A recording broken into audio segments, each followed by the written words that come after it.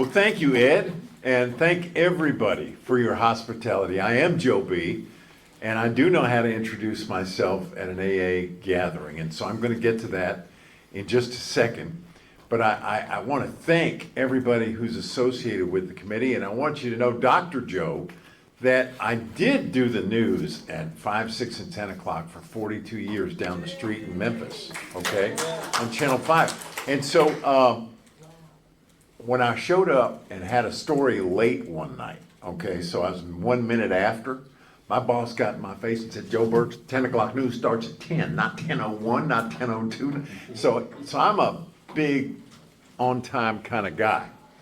So long story short, I was always afraid that I was going to start the 5, 6, or 10 o'clock news by saying, because I'm a frequent meeting attender, good evening, I'm Joe Birch and I'm an alcoholic. And if I ever did that, I hope you'll get in your car, and if you're within the sound of my voice, drive to 2865 Walnut Grove, because I have the keys, and that's where the Came to Believe meeting meets, and we can have a meeting on anonymity because I will have broken mine. And so, through the grace of God, I never did that, but I did ask the weatherman one night, how's the humility? And he was a big shot, you know, but I didn't mean to say that. I didn't mean to say that. You know, I love us. I'm head over heels in love with AA because y'all saved my life. And the Italians say it, you know, with a lot of passion. Here's how they say it. Pazzo innamorato. Pazzo innamorato. Crazy in love. I'm pazzo innamorato, AA. I'm crazy in love with you. That's why I'm here on Saturday morning in Jonesboro. This is where I belong. You're my people. You're my kind of people. We're together here today. I just loved hearing Cotton just now. Let's give him another round of applause. Wasn't that beautiful?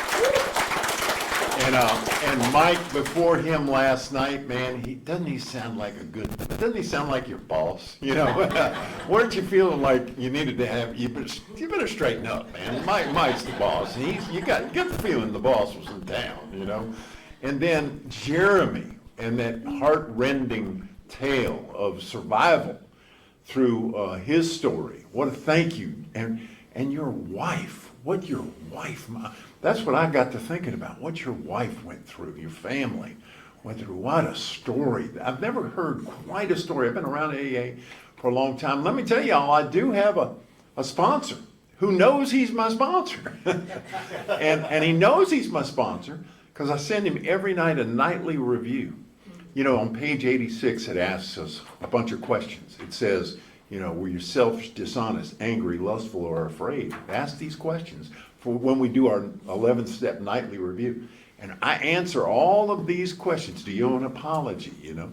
Have you kept something to yourself that you need to share with another immediately? These are things that are on page 86. You can find them right now in your book. I know it's still there. And I answer these for my sponsor every night. And I also send them to some other speakers who I've become close with, you know, and a sponsee, and we share this, and it keeps me accountable. And so when I tell you Cap P, who just celebrated 42 years last month, is my sponsor, he knows he's my sponsor. And we have a sobriety date through the grace of God. Mine is August 28, 1989. What a gift. That's when I came in. Now, I qualified way before that. I was way qualified, and there's some times that I wish I got here quicker, but it happens when it's supposed to happen, doesn't it? For those of us who've been around a minute. And then I got a home group. It's called Central Gardens, and that's the name of a neighborhood around the cathedral in Memphis, the Cathedral of the Immaculate Conception, the Catholic Cathedral. And we're in the basement down there where they keep the alcoholics. And I'm one of them. And there's a great group there, and we have a lot of old timers, but a lot of new people too. And interestingly, lately we've gotten a lot of people in their 70s, and I'm in that club now, and they're getting sober for the first time. What a great gift that is for people who are a little older, you know, and they're finding our gift, you know. And these are people that are way tougher than me. They drank a lot longer than me. I had a 17-year one-man cocktail party. And I drank as long as I could, as hard as I could, and I wimped out at age 33. I said, throwing in the towel, baby. I just turned 70 in September, and so I've been bragging about that to Cotton. He's been impressed. He's been sharing that my age is 70. So if you see him today and he points out to you that I'm 70, he's correct. I am, and I'm proud of it. I didn't think I'd live this long. I really didn't, because the way I was behaving, 0 to 33, was not, life engendering and encouraging, But I have a quick confession. Scandalous, terrible thing. Here I am in Jonesboro, Arkansas on a Saturday morning. I am a Yankee. And I'm one of those damn Yankees, because I came and I stayed. So what happened to me was I grew up in the household of Joe and Fran Birch. Oldest of 5 were Irish Catholic, Joseph, Patrick, Mary, and Kathleen, and James. No episode of Cops was ever shot on our front lawn. These were God's people, okay?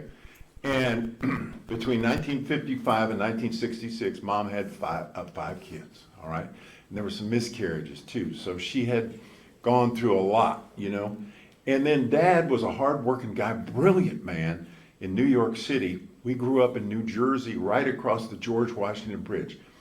The first Hollywood was in Fort Lee, New Jersey, on what now is the Jersey side of the George Washington Bridge, and my forebears were the leaders of that community. Some books have been written about them. My great-grandfather was the second mayor of that town.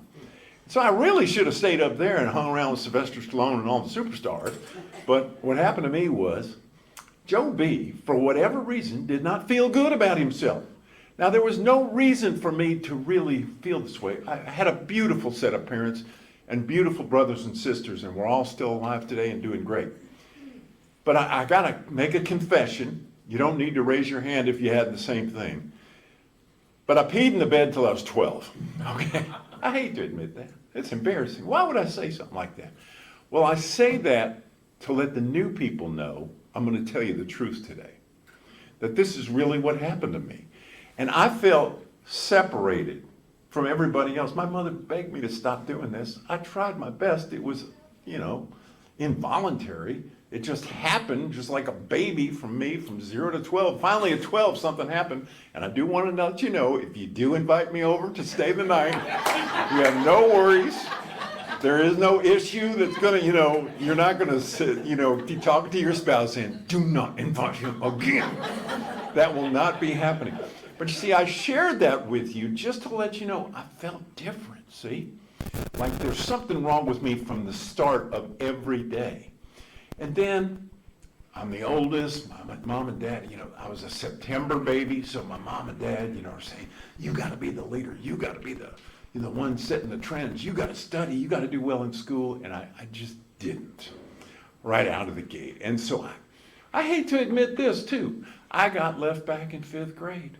5th grade. How do you fail 5th grade? Good God. I mean, what's wrong with him? And so I had to do it over. And see, so I saw all my friends. I'm 10 years old. Everybody I ever knew is going on. And I got to do 5th grade. I'm back here in the 5th grade, doing time down here in the 5th grade, I was just feeling bad about Joe B. So finally, when I was in the woods with the fellas, and we brought that stolen bottle from somebody's daddy's liquor cabinet, and we started swigging it. And then, when I turned 17, and I got that draft card. In New Jersey, you get your license when you're 17. And then, the Vietnam War was still cooking, you get that draft card. And I was just devious enough to get that white out and change it, type a new date in there. I got a year older. I could get into bars and liquor stores. That scares the death out of me today. That at 17, that's what I was doing. But that's what I was doing. And I took that drink. Lord have mercy. All that angst about growing up and peeing in the bed and getting left back in 5th grade and being scared to talk to girls went away. It just did. And, this drunk Joe B emerged from Little League dugouts, drinking Boone's Farm. Anybody ever enjoy some of that? all that good cheap stuff, cold duck. I don't know if you've ever had the joys of experiencing a cold duck high or, just cheap rot gut booze. But anyway, I thought I was having a big time, and I was getting into these bars. And so that's just the way it was. And my parents were busy. They weren't doing anything wrong. They had 4 other kids that they were trying to keep control of and raise at home. And I was out getting drunk. And they were really largely unaware of most of this. Okay, so I kind of got away with it. They kind of sensed something was going on.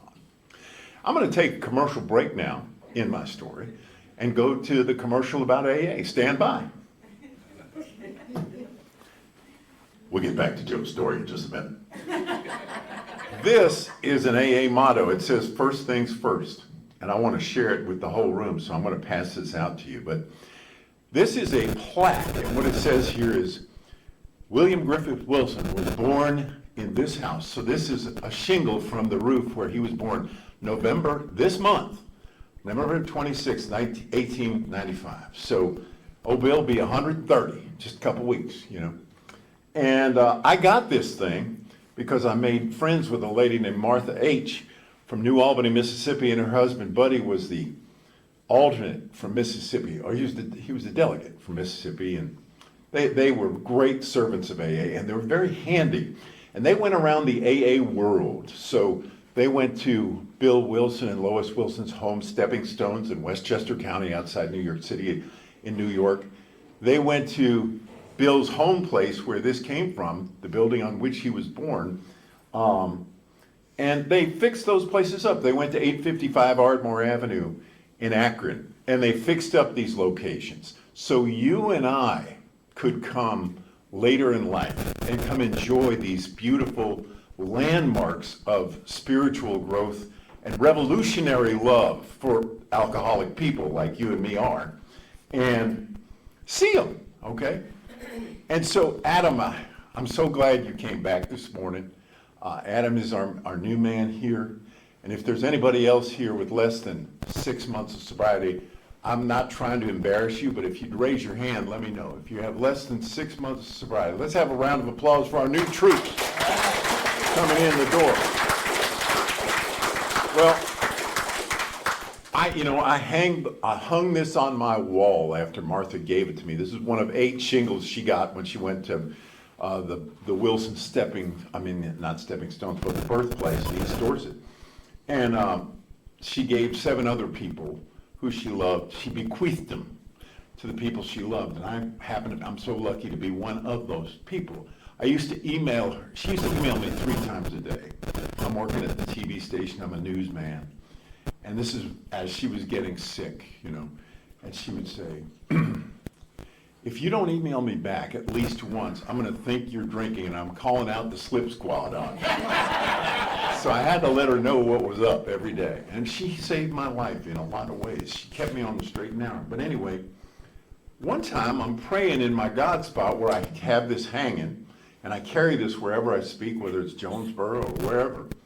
And I asked higher power, I said, why does Joe B. have a piece of Bill Wilson's roof on his wall or in the trunk of his car when he's coming to Jonesboro, or in his suitcase if he's lucky enough to take a plane ride to go speak somewhere? And I just got quiet. And like the Oxford groupers did, they waited for guidance. That was the program that preceded AA, the Oxford group. And I got an answer in the silence. And the silence said, Joe. It wasn't an actual voice, but it was a message that I believe I heard. Joe, you get to speak a lot. Anybody who invites you, because you're head over heels in love with AA. You're pazzo di amorto. Just like the Italians say, you're head over heels. And so you'll do it. Well, people need to know that. And also, Joe, they need to know that whether it's their first 15 seconds across the threshold in their first week of AA, or whether they've been here for more than a half a century, we're all under the same roof. See? We're all under the same roof. We got this thing called unity. Unity under this same roof. We got a solution. It's the same one that Cotton was just pointing out in the book. We have recovery together. and we do service. And because of those three great legacies, we're all under the same roof, and the roof's still here. This thing, 90 years old now, is still hanging on, and we have a story to share. And so, Adam, we're so proud to have you here today. I'm going to pass this around, and you can spend some time looking at it and reading it when you get tired of the speaker. So anyway, back to Joe's story. Joe drinking. And this is when he comes to Memphis. I went to the Christian Brothers High School in northern New Jersey. It's a place where if you show up without your homework, it's like a 3-alarm fire. What? And so they took me in the corner and they got me cornered, and I started doing my homework. And I ended up coming to Memphis to go to Christian Brothers, because the Christian Brothers, which is a teaching order of brothers, educators, in the Catholic Church, these brothers have 56 high schools and 6 colleges, and CBU is one of them, and that's where I got to go. And it was a by the grace of God thing. I winked at a girl. We now have 2 sons. We've been married for 42 years. And we have 5 grandkids. I was telling Cotton we've had a Birch family population explosion in 2025. 2 new girls, Lucy and Alexandra, came this year. So we're really blessed, okay? So don't worry, there's a happy ending, okay, in this story. But the coming to college thing, I'm still in drunk phase. Going to get through it quick. So it's 1974. I'm at college. My dad says, better not come home for Thanksgiving because it's only 4 days. No sense in buying a plane ticket and doing that whole big thing. Why don't you just, find a buddy and go to his house? So I found out there was a keg party in the dorm right where I was living. And they had what they called a pony keg. A full keg is more than 15 gallons. Most people don't know this kind of technical information, but a pony keg is about 7.5 gallons. Nobody really pays attention to this unless you're alcoholic. And these guys who had this, quote, party, each drank like a beer and then left for Thanksgiving and said, Joe, you can have whatever you want out of that. I said, thank you very much. And this is so sick. I was so sick on Thanksgiving Day, 1974. I walked across the street to the 7-Eleven and got my 7-Eleven cellophane turkey sandwich and went back to me and my beloved keg. And we spent Thanksgiving together in total love. I'm serious, people. I knew something, like there was a little impending doom cloud, like following me around, saying, there's something wrong with this. There's something wrong with this, Joe. This is not right. There's something really wrong with you. But I said, but I've got my beer, and all is right with the world. And so I drank that beer, and I drank for 17 years. So I drank from age 17, late bloomer, to, got here as fast as I could, and then to 33. So almost,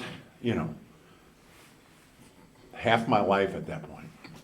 And there's a lot of misbehavior, okay, that's involved with my alcoholism, that I'm not going to do a 4th and 5th step up here this morning. So I'm going to spare you all that. But just know that I had a complete, full, and thick 4th step written when I finally got around to doing all that business. Because what we do is we inventory our resentments, who we're pissed at, right? And then we inventory our fear. Ooh, that's big for us.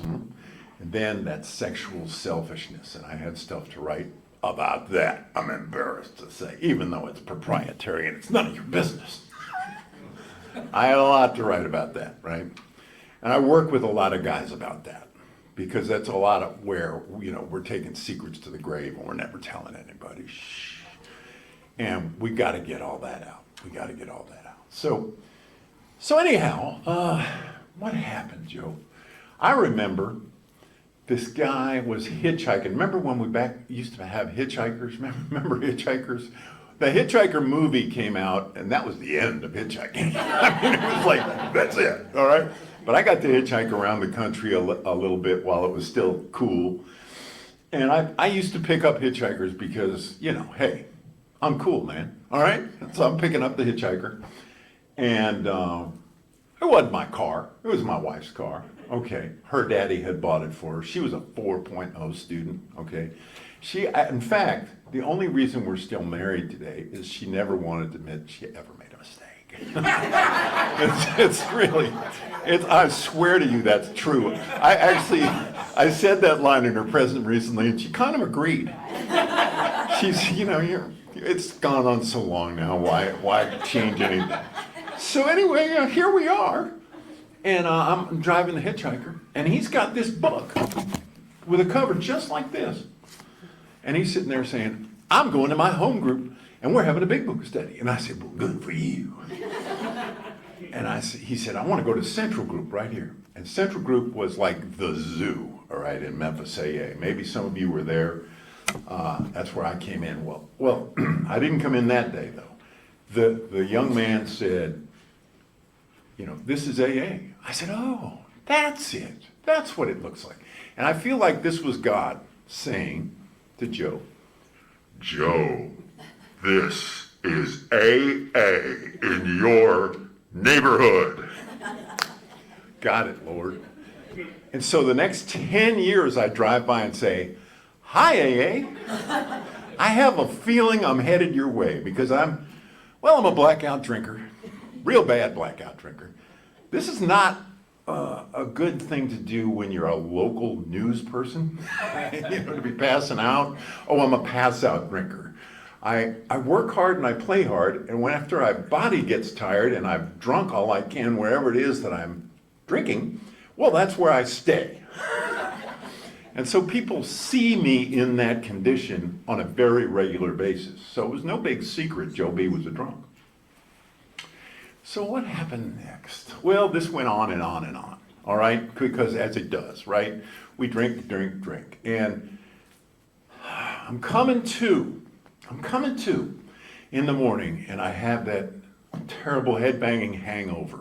And I take those 4 aspirin, and I drink that iced tea to cut through the mung mouth because I've smoked 1 or 2 packs of Marlboro Red the night before. And I'm a real drunk, okay? And I have to be at work real soon, and I have to be on TV, all right? And I have to be able to tell cogent stories that use salient words that have meaning to the broadcast audience. And I got a hangover, man. I just want to quit, and I quit drinking. And then by 3 o'clock that afternoon, I forgot I quit drinking. I was terrible about forgetting. I just quit this morning, and I forgot every day. This went on every day, and so I'd do my job, and somehow we thought we were clever or something, and celebrate. Well, we go to the bar, and then for normal people, they'd go home, but for me, I could never tell where I was going to stay, or I have 4 beers and go home, or then go, to the after hours joint and be gone, all right? Because that was Joe B kind of pattern. So this keeps happening. And then when I quit drinking in the morning, and I did remember, this time I remember I quit drinking, something said, sorry, Joe, you can't quit drinking. Well, it was alcoholism, what it was. It said, you love this too much. Oh yeah, I do love it. You don't know how else to be. You're an alcoholic. This is just the way you are. Accept it. And so for a while, I just accepted it. I can't quit. I'd go to quit in the morning because I'd have that head banging habit and all the pain and the sorrow and the remorse and all that, and I didn't have the power to restart the engine, and so it was getting bad. And so down toward the end, and I'm going to wrap up the drinking part pretty quick here.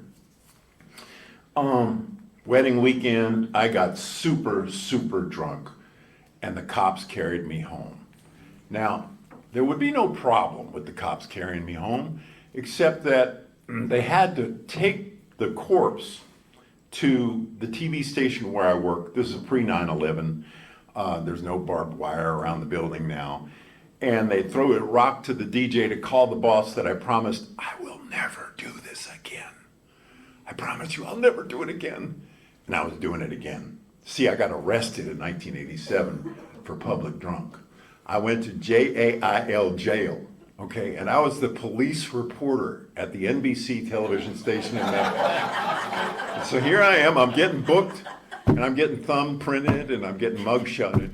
And my friends who are the cops who are taking people in through, entry, Joe, what are you doing here? Oh, just getting fingerprinted, mugshot. Just good to see you, Jimmy. How you doing? And so there I am in jail. Now, here was Joe B's plan. Okay, now this makes perfect sense to me. Listen to this. We've got to keep it a secret. All right. I'm under arrest, but no one can know. So here's what I do. They let you out after 5 hours, ROR, released on your road recognizance. So now I'm a free man again. What do I decide to do? Go back to the bar where I got arrested. That's what I did. That was my plan. Went back to the bar where I got arrested and got drunker. Because I needed to restart because I hadn't had a drink in 5 hours. So anyway, but when I went to work Monday, I kind of read the room, and nobody was pissed at Joe B. And back when our newspaper used to be a real newspaper, they came out with a 9 o'clock edition. And I said, well, if it's in the Monday 9 p.m. edition, I'm going to run down the street to 495 Union Avenue from my office here at 1960 Union Avenue. I'm going to get a copy of that, and under that dome light where you can hardly read anything, I'm going to look for the little article that's going to say, Newsman Public Drunk. And then if it's in the 9 o'clock edition, now this should make perfect sense to alcoholic people. If it's in the 9 o'clock edition, I got to go confess to my wife and all my bosses and everything. So I'm going through, and I figure it's going to be backed by the obituary page. Nothing, no Joe B report. This happens Monday, Tuesday, Wednesday, Thursday night. I'm under the dome light. There's no article about Joe B getting arrested. I am a free man. I am free. They're not going to cover it. They decided to skip it, or they missed it, or something. I don't have to confess. We kept it a secret. Let me tell you something. If you have any notoriety whatsoever, for whatever reason, you don't have to be on the news. If you just have any kind of notoriety and you get arrested, you can't keep it a secret. Everybody's going to know. It's a fact. People just can't keep this kind of news to themselves. So I come marching into work on Friday, and the boss says, Joe, over here, please. In Joe marches, and I'm so embarrassed to tell you, this is scandalous. They said, why did Channel 3 have to call us and tell us you got arrested? Why didn't you tell us? And I said, I've given you the best years of my life. I gave them that speech. Can you believe it? I gave them that speech. Oh my God, I'm so embarrassed about this. I literally did that. And I came out of that meeting and walked back in and apologized and said, I'll never do it again. And then here I am, 1989, I'm doing it again. And I didn't know two things. Cotton touched on them. When I made that promise, because you could have given me a lie detector and I would have said, hey, I'm telling you the truth. I'm never going to do this again. I really meant it. I mean, I wasn't going to do it again. Even though I was a bad drunk, I wasn't going to do it again. And I really meant it. And the two things are, of course, I have the allergy that Dr. Silkworth says, manifests itself in the phenomenon of craving. And then, of course, it says on page 30, every abnormal drinker somehow, someday wants to control and enjoy his drinking. And that's the great obsession of every alcoholic. And I knew in my history, look at that, man. When my brother came to town, and I'm still working, so I got to do the news, but he says, let's go to dinner, and we go to dinner, and he cranks the first beer, and he says, here's yours. And I'm holding that beer saying, I really can't do this, but I'll just have this one. And, I didn't enjoy it. And then when I get off from work, And we can have what we want and go and party and go full tilt boogie, which is the way I like to drink for oblivion. I can't control it. So I can't control it. And I got the obsession. I got those things. I didn't know it. I really, really didn't know this information when I was actively doing all this drinking and all this promising to bosses. So finally, what happens with the boss is, see, I'd done some drinking with him, okay? It was good, all right? So I came into the boss, and actually I was in the bathroom, and I was getting my speech ready, because Mike, you can relate to that. You're a corporate executive. I mean, you're a corporate guy. You got to have the look is so important, and the tenor, the spirit, the mea culpa, and so I'm kind of getting my whole act together in front of the mirror, and he comes in to the bathroom, which is very inconvenient. And I said, "Can I see you in your office in a minute?" He says, "Yeah, that's great." And so I go in and I quit. I said, "I'm so sorry. I promised you I'd never do it again." So I quit. And so I apologize, and I'll go quietly, and you can send me my stuff or whatever you want to do. And he goes, "Joe, we don't want you to quit. We just want to know what's wrong with you." And, this was the worst kept secret in Midtown, as the blacked out, pass out, stumble bum anchor man,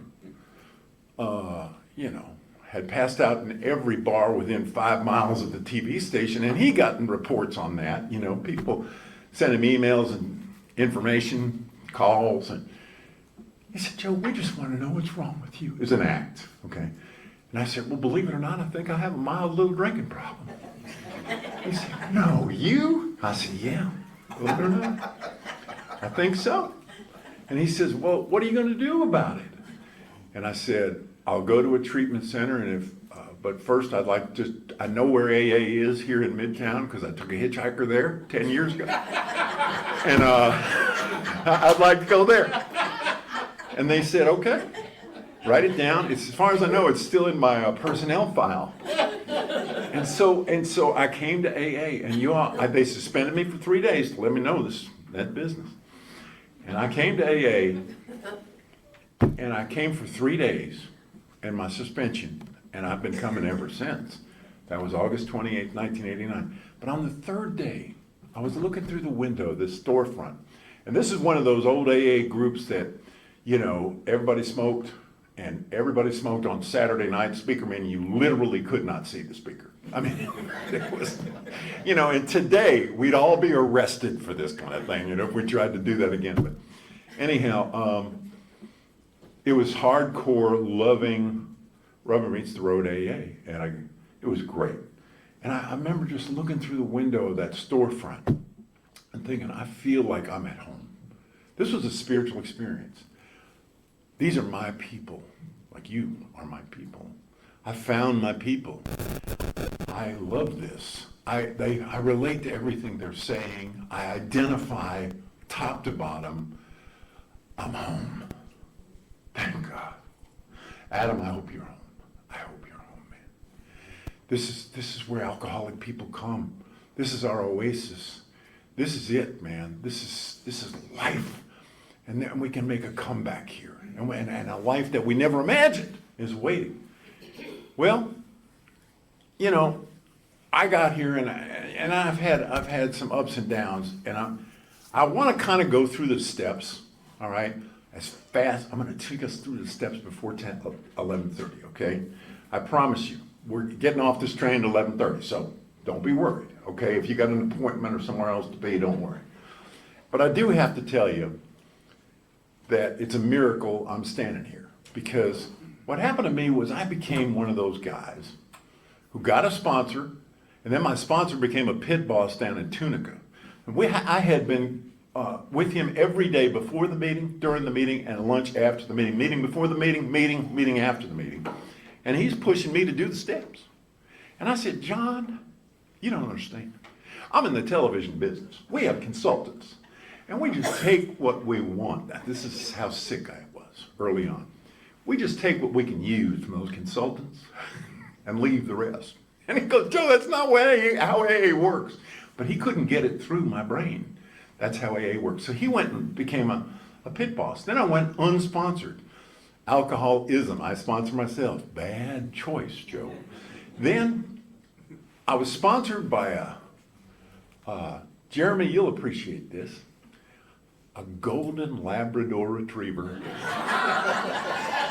This was the #2 show dog in Canada that had gotten in a fight with a mountain lion on the mountain that he lived on because his kennel owner in Canada let him run all day with all his other dogs, and then they'd come home at night. This was a different way of living. And my next door neighbor was his best friend, and he got Troy.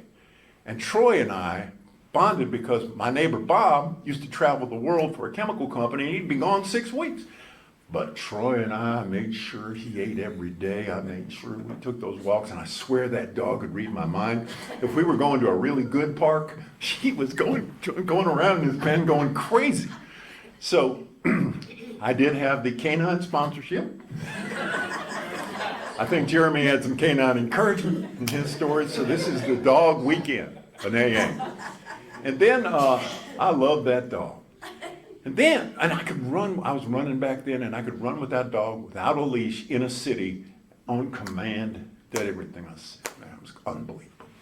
But I finally bounced out of that, and I went through a succession of sponsors who did their best to take me through the steps. So if you're in AA, and let's say you're in AA for a long time, let's say you've made time and grade here for a while, but you hadn't really done the steps, I was that guy. This is embarrassing. It gets worse. It gets worse. I had a sponsor I had lunch with every Friday. He was coaching me on life stuff. He was coaching me on how to be a dad. He was coaching me on, raising my sons. He was coaching me on being a husband.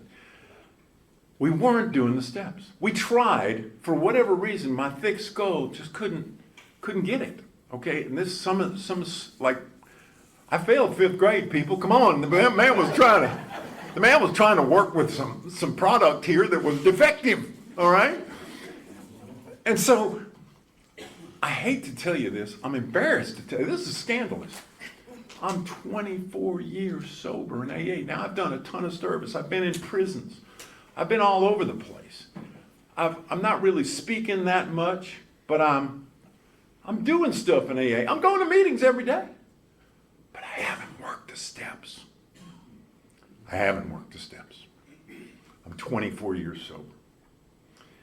So I finally got my 24-year token, my medallion, right there in my hand. And I felt horrible. And I ran around the corner in my car, and I sat in the parking lot and said, something really wrong here. So if anybody's here, long-time AA, but hadn't worked the steps yet, I want you to see me privately after the meeting, and we need to visit, okay? And there's nothing to be ashamed of. For whatever reason, maybe you were working with the same kind of product I was, okay? But here's what happened. I bottomed out on all that. And I got a guy who was like the greatest guru in Memphis. I said, take me through the work.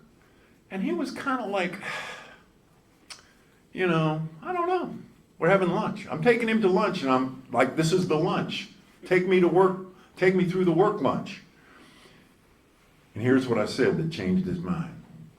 Treat me like I got here today. I'll do it. I said, oh, God. So we got to forget about those 24 years and do the work, and we did the work. And this book is the book we did it in, and it's all torn up, but I'm not. I'm sober. It's falling apart, but I'm not. I'm together. All right? And so, real quick, we're going to get through these steps, and I promised you by 11:30, so I got to get on my horse here, okay? We admitted we were powerless over alcohol, that our lives had become unmanageable. Michael, my step sponsor, said, I like a visual. Make believe you have doors in your mind. He says, okay. So he says, these hands over my head are the doors of my mind. He said, step 1 is open the doors of Joe B's mind and let in step one. Come on in, step one. Let it wash over me. Wash over me. Let me soak in it. You ladies like to soak. Take a bath in AA step one. Just let the reality of step one just wash into every bone in your body. Why? Well, I just told you I was a blacked out, pass out, midtown Memphis stumble bum who happened to be on TV, all right? Who would pass out in every bar in town, and I would drink, and I had this obsession, and I had this allergy. I have this thing. And I need this step one to seep into my bones. I need it in every part of me, all right? I need to take a bath in it every night, okay? I need to wash my hair in it. I need every part of me to be covered in it. And I have to recognize my life's unmanageable. It's just a fact, okay? So that's step one. Come on, let it in. Let it in, all right? Step two, came to believe. So admit. In step one, it's admitted. We admitted. There's the door. I forgot the door thing. We admitted. There you go. That's the door analogy. Two, came to believe that a power greater than ourselves could restore us to sanity. So this is the most loving way, the most sweet, encouraging way I've ever heard that I've been told I'm crazy. You know, it's sanity we're talking about. It's not sobriety right there, it's sanity, okay? And I did things like, I'm gonna give you a couple of examples. Old Joe B was very careful about not getting that DUI. Why? Because it could be a career-changing experience for that DUI. So I would strategize in my driving. I'm gonna use this side street. I'm gonna go 15 miles an hour right here. I'm not going across that big road, I'm going my way. So I avoid all that traffic and all the law enforcement possibility of running into them. So I would hide my car down. I had a 5-block drive home from the place where I did most of my drinking to my house. Little 1,400 square foot bungalow in midtown Memphis. Well, sometimes I would just park my little Honda Civic behind some vegetation behind a budget rent-a-car where I had a secret hiding space. I don't know if any of you ever tried this. And I would take me a rest stop on the way home because I'd be drunk. And my wife would say, "What happened?" Well, I had to take a rest stop. I was afraid to cross Union Avenue again. She said, "You know, Joe, most people don't need a 3-hour rest stop on a 5-block drive home." It was kind of unbelievable, but really and truly, that's where I was. I was hiding out at Budget Rent-A-Car, hiding in the vegetation, in the weeds. You can't see me. Yeah, sanity. That's what we're talking about, right? Alcoholism is a crazy disease. There's a whole lot more to that cray-cray, okay? We could spend the rest of the day talking about the cray-cray, all right? But thank God I got better, all right? Third, made a decision to turn our will and our lives over to the care of God as we understood it. Now we're talking, okay? So, I told you I was baptized Catholic, okay? I love my Catholic people. If there's any other Catholic people here, God bless you. Anyway, long story short, you know, here's the Joe B. freestyle, unsponsored, turning his will and his life over to the care of God. Home by himself, close the door, go to the prayer room. I got the first things first, God spot sign hanging in my God spot. I got all my books. I got my whole spiritual library. I got all my AA books. Got my big book. And I get down on the floor like Catholic seminarians do, like those who are about to be ordained. They lay on the floor and they look down. And they're laying on the floor and they're turning their will over to God. And so in the privacy of Joe B's home in his God spot, this is embarrassing. Come on, I got left back in 5th grade. I did this, okay? I'm laying there and I'm saying, God, I'm turning Joe B over to you. Whole thing, kid and caboodle. There I am, Lord God, I've turned it over. There you go. And I think God giggled, all right? I think he got a kick out of it because he knew I was sincere. I really was. I was turning it over, okay? I was. But that's not how we do it in AA, okay? So if you're confused about how do you turn your will and your life over to the care of God, I think that's a normal thing to be confused about in AA, especially if you're unsponsored, all right? So here's the thing you do. This is exactly what you do. And I think this is the greatest secret in Alcoholics Anonymous right now. This is how you turn your will and your life over. Ladies and gentlemen, put on your seatbelt. Adam, I hope you're taking notes. You do step 4, 5, 6, 7, 8, 9, 10, 11, 12. And by then you will have turned your will and your life over to the care of God. That's the secret. Can you believe it? Like, these people literally wrote a book that's paint by numbers. I cannot believe it's this simple. Like, it can't be that easy. It's that easy, Joe. See, I'm complicated. I complicate things. God makes things simple. He is the Father, we are his children. He is the principal, we are his agent. That's step 3. We come to accept that in a childlike way. Oh, okay. Oh, all right. God's God. I'm not God. Oh, okay. I'm not going to have, okay, good. So basically, you could rewrite the 3rd step to say, made a decision to do the rest of the steps. That's it. That's one way to look at it. That's because by then you will have turned your will and your life over to the care of God. So that's my step 3 thing, and it's different from a decision. Adam, listen to me up here. A decision is something you made this morning when you just chose to wear that red shirt, and I went with the blue, and the blue shirt and the blue and red tie because the blue matches my eyes. I don't know, but. That was a decision. And so we have the results of a decision. Okay? You're dressed the way you're dressed, I'm dressed the way I'm dressed. When I was making the Joby New Year's Eve-like resolutions every morning, I quit drinking. And then by 3 o'clock I would forget. I forgot I quit drinking. New Year's Eve resolutions don't work because they never have worked with me because I've promised myself I'm going to learn Spanish, learn to play the piano, and lose 10 pounds every New Year's Eve. And by the time the Girl Scout cookies come out, I have not learned piano, I have not learned Spanish, and I'm getting fatter. Okay? And so those resolutions, see, nobody's holding me accountable. I don't have a sponsor who's holding me accountable on my decision. But when I make a decision in AA to do the rest of the steps, ooh, that's a different story. I'm working with somebody now. All right, step 4, we've already kind of gone over that, made a decision, a searching and fearless moral inventory of ourselves. We already talked about what we inventory, so we do that, all right?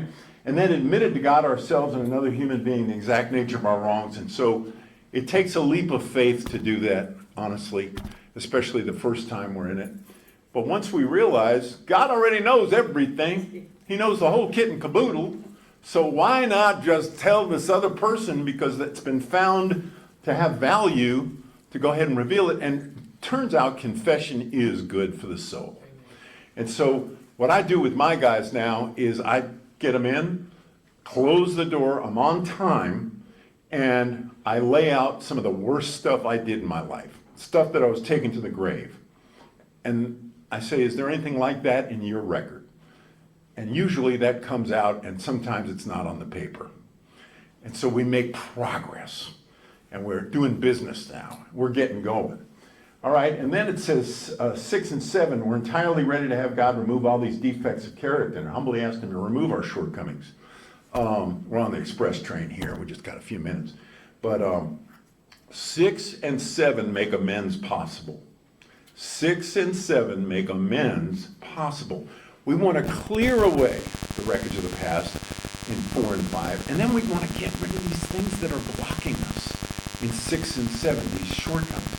So here's the way my step sponsor, and he was really hard on us. All right, this process with this guy who I worked with after my 24-year medallion, he busted my butt for like 15 months to get through these steps. It took me that long. I've been around all these years. It took me that long to do all the work that he required me to do. And for example, in 6 and 7, we looked at as the 12 and 12 does, the 7 deadly sins, lust, gluttony, sloth, all the fun stuff, right?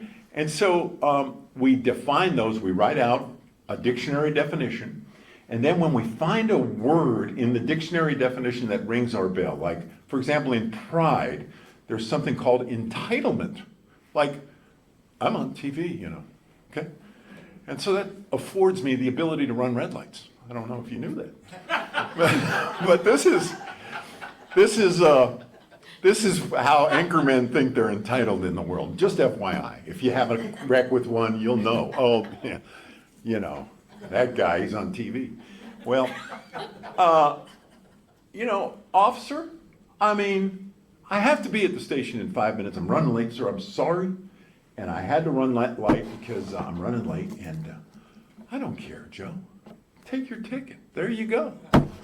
I got that entitlement thing to the max. So when we find a word in these dictionary definitions of the 7 deadly sins, we define that too, and then we write our experience with each one of these words, the 7 deadly sins, and each of these words that rings our bell. See, we write our experience with it, not somebody else's, but ours, see. And that brings it home, all right, makes it real. And then we start making that list. We made a list of all persons we had harmed and became willing to make amends to them all. Became willing. They know us so well, the authors. We know you're not willing to make amends to all those people. So on my list I had, okay, I can make these lists, I can make these amends now, later, and then F no. Okay, ever, no. Well, that changed. That changed over time. Time was a healer. And then my most famous amends, and I'll get to that real quick with the last few minutes here, is for 5 years in a row, I had the privilege of speaking to the big book group of Alcoholics Anonymous in Memphis, in Whitehaven, right down near Elvis's house, Graceland. And after the 5th talk of the same kind of basic thing, I sat in my car and said, Lord, why do these people keep asking me back here? And I got an answer just like I did with the sign, and it is, you owe Harry an amends. And Harry lived a short distance away, and Harry literally owned a television repair shop. Anybody too young to know what television repairmen are?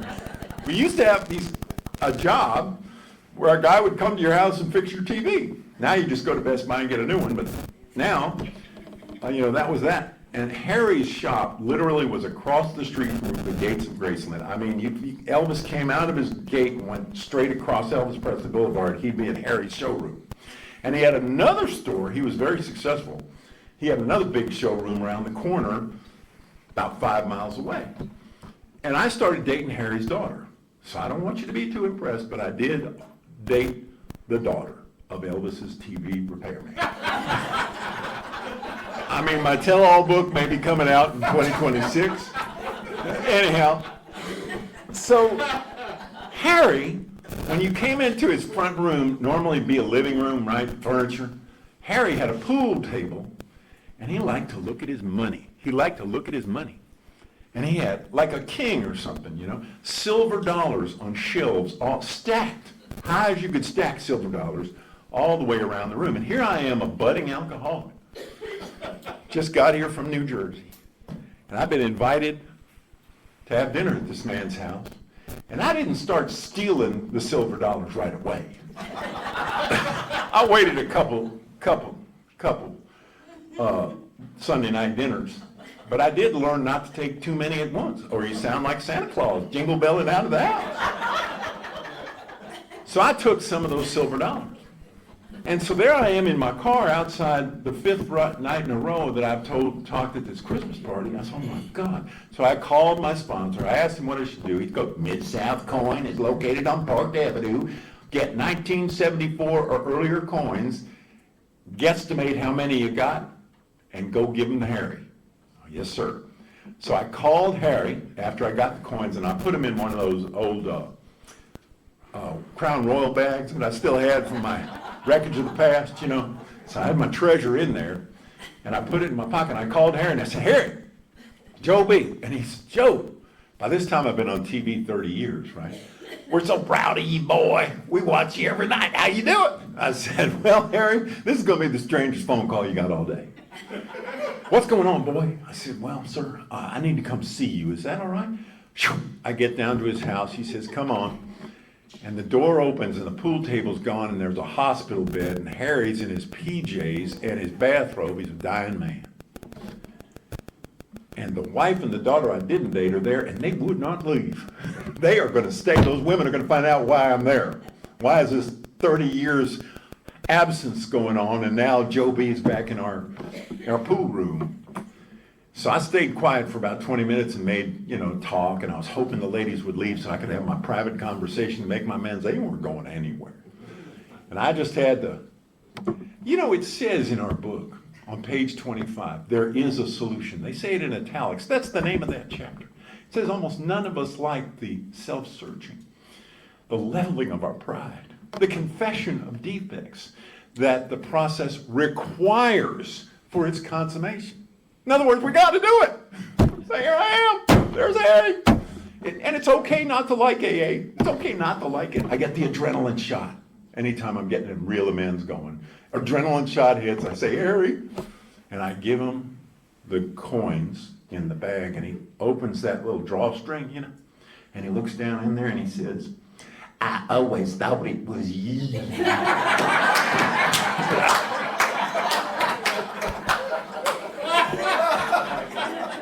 Thank y'all for listening to me. Thank you. God bless.